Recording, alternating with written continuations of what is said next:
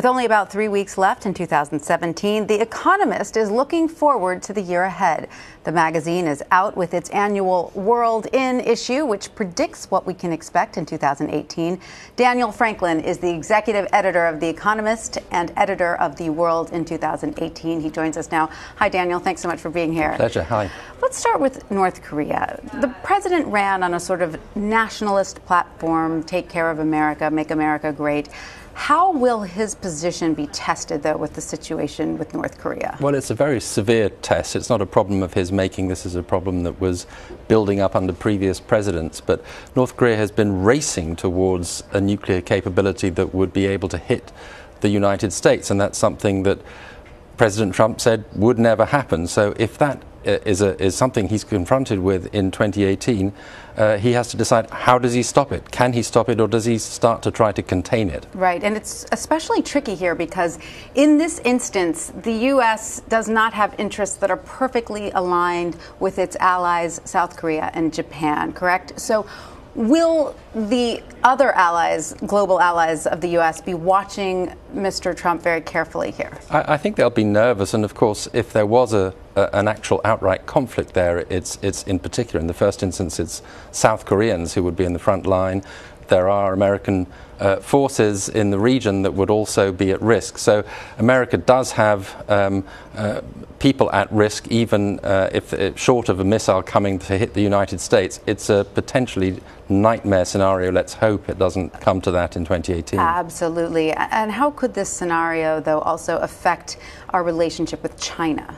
Well, China is the country that President Trump hopes will exert some pressure on North Korea. It is a very big trading partner. North Korea is its ally, and that has been the strategy to try to get China to put particularly trade pressure on North Korea. But actually, the North Koreans, seem determined to get hold of this very powerful missile. Right. All right. This is certainly a story we'll be watching carefully in 2018 for sure. Let's switch gears now and talk about the upcoming techlash, as you put it, where governments everywhere turn against these big companies like Google, Amazon, etc. We're already seeing that happen in Europe, but you say it's going to happen here in the U.S. Could this become the new antitrust movement? Yes, I think exactly that. I think there is a suspicion of the power of these companies, suspicion of the way they deal with data. Actually, in 2018, there's a new data privacy law coming into effect in Europe, and that'll affect American companies that have European customers too. And I think there'll be greater scrutiny of these companies' attempts to buy up competitors before they get really big and challenge them. Will there be real attempts to split these companies up?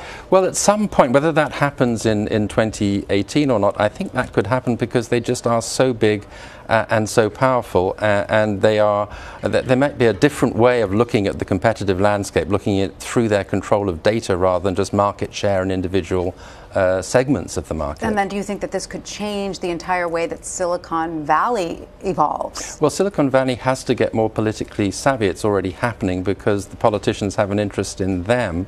But there is clearly a big dynamic in all sorts of areas now. Artificial intelligence, quantum computing, these are the sorts of areas where a lot of money is now going into startups. Sure, but the way the economy is sort of split between those who are invested or profiting from these tech giants and those who are not, you say is also feeding into a certain populist anger as well. Yes, it is, and I think there is, if you look back, we're in an age which is perhaps rather similar to the backlash against the Gilded Age, when there was a great accumulation of wealth.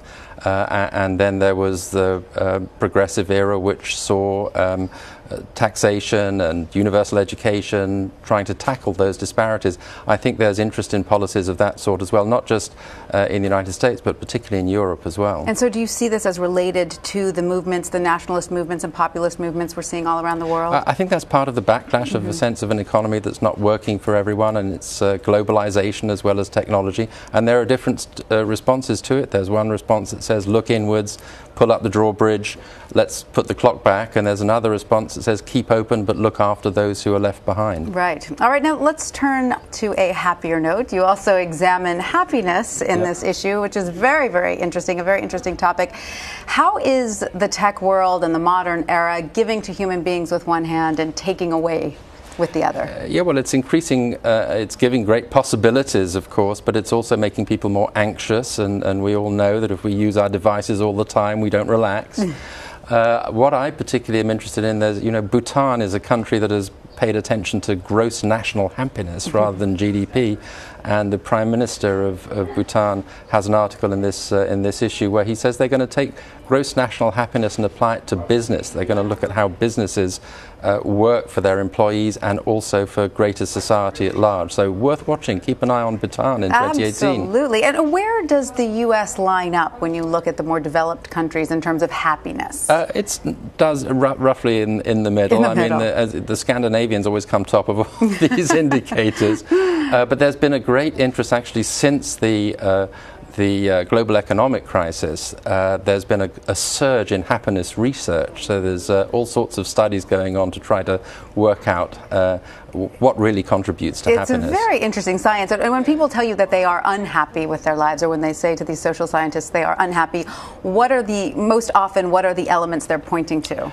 Well, it's not just financial well-being or economic well-being, although that is a big part of it, but they're also looking at the quality of life in all sorts of other ways, health in particular. Right, absolutely. Now, also looking forward to climate change. There will be another climate summit in Poland. Yes, in Katowice towards the end of the year, yes. Towards the end of the year. Can we be optimistic about what may come out of that meeting? Hard to be terribly optimistic. The process is somewhat troubled, not least because the United States has decided to pull out. But also, I think more fundamentally, there big declarations were made, pledges were made at Paris, but there are gaps in what has to be achieved if the Paris target of no more than 2% warming over pre-industrial levels are to be achieved. And I think there has to be a look at some perhaps other means of reaching that end. Absolutely. Daniel Franklin with The Economist, thank you so much. It's a fascinating issue. Thank you very much.